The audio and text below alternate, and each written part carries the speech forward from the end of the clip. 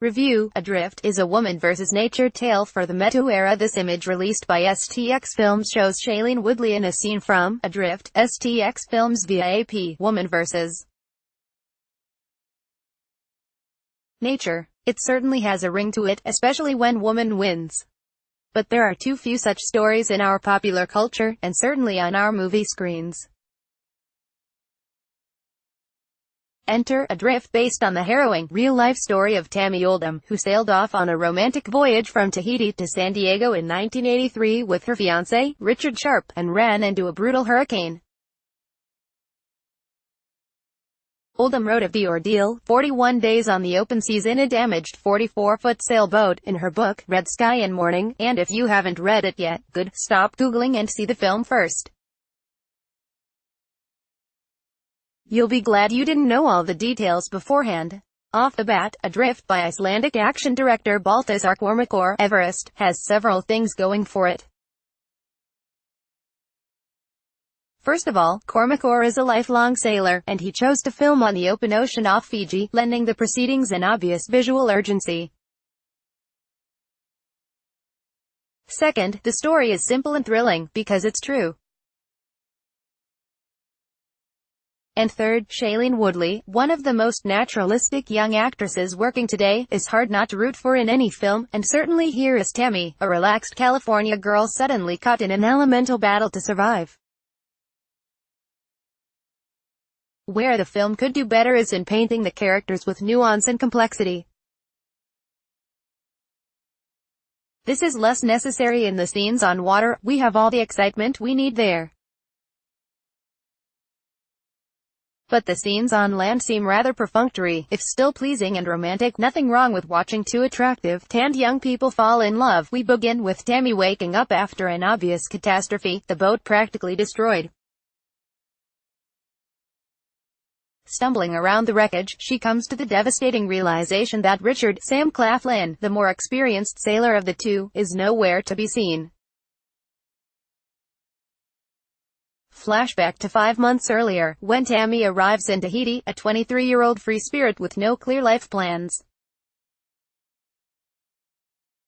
All she wants to do is see the world. She gets an odd job at the marina, where one day she meets Richard, a handsome young Brit who built his own boat and spends his life sailing. These two good-looking creatures are immediately drawn to each other, and spend idyllic days sailing, cooking, drinking wine. Staring at the crimson sky one day, Tammy proclaims it to be red. Richard quickly corrects her, it's beet-dyed pomegranate. Okay, we get why she's falling in love. And an irresistible opportunity arises. An older couple wants Richard to sail their boat back from Tahiti to San Diego. The terms are too attractive to pass up. Tammy overcomes her initial reluctance to cut short her own independent journey, and they head off into the deep blue.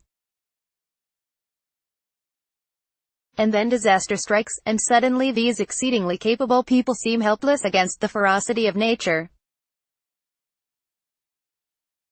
At the worst moment, Richard fastens himself in, and shouts to Tammy through the raging winds to go down below, where she'll be safer.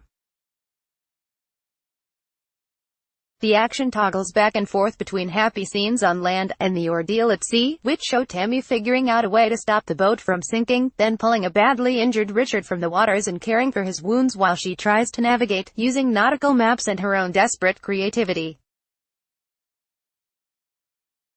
The land scenes provide some intermittent relief. On the other hand, they do stall the suspense. The couple's risky goal is to reach Hawaii, and Tammy knows that if she makes an error, they'll die. She also must figure out how to ration the fresh water and meager food supplies, which consist of sardines, some Spam, a jar of peanut butter.